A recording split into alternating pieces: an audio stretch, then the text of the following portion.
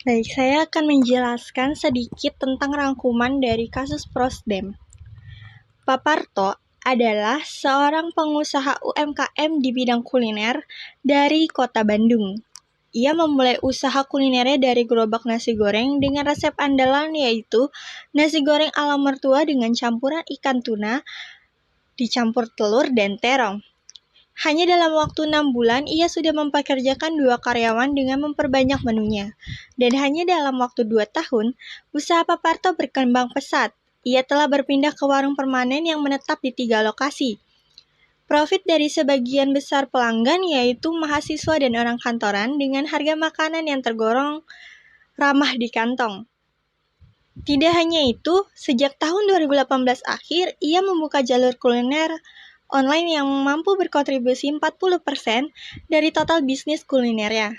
Meski telah berkembang pesat, Pak Parto tetap mengandalkan menu-menu legendanya, yaitu menu nasi goreng ala mertua.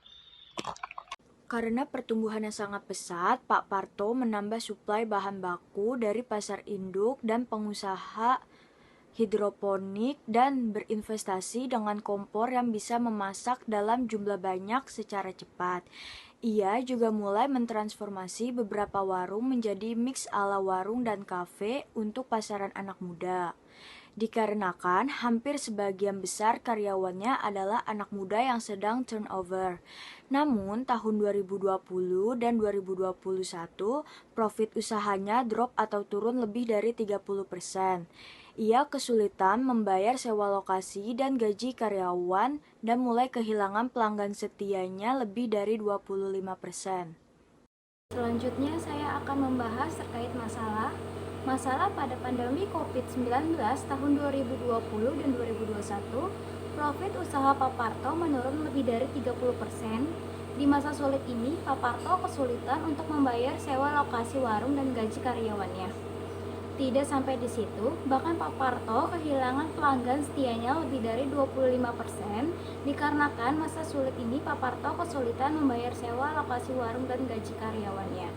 Ia merasa COVID-19 telah membuat kesulitan bagi bisnisnya dan persaingan dengan kompetitor yang lebih maju.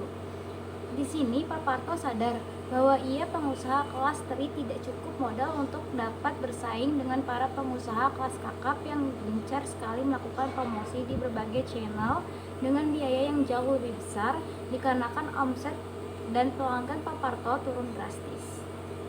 Sebabnya adalah pandemi COVID-19 berdampak negatif pada sektor UMKM yang menyebabkan para pelakunya harus beradaptasi antara lain dengan menurunkan produksi barang atau jasa, mengurangi jumlah atau jam kerja karyawan, serta jumlah saluran atau penjualan pemasaran yang ditetapkannya, jam malam bagi para UMKM dan pembatasan untuk tidak boleh makan di tempat. Para pengusaha UMKM merasa kesulitan mendapatkan penghasilan dikarenakan para pelanggan yang mendapatkan potongan gaji atau mendapatkan PHK pada masa kerjanya.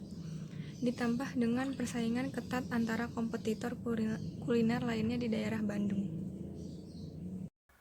Dilihat dari data kompetitor kuliner di Kota Bandung, saingan yang paling besar adalah pengusaha kuliner Maman, di mana jenis usahanya yaitu grill dan gugun kuliner dengan jenis usaha makanan Nusantara.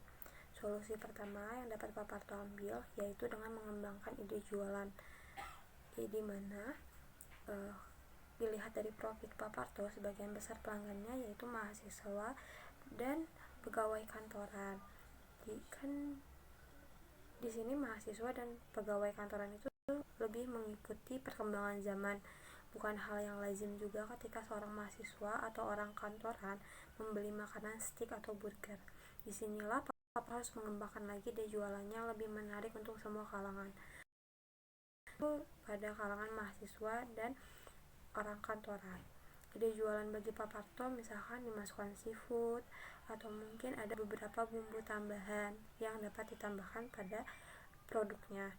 Lalu ada pun solusi yang kedua yaitu dengan mengurangi jumlah karyawan, di mana saat profit Pak Parto ini sedang turun, maka harus dilakukannya pengurangan pada karyawannya.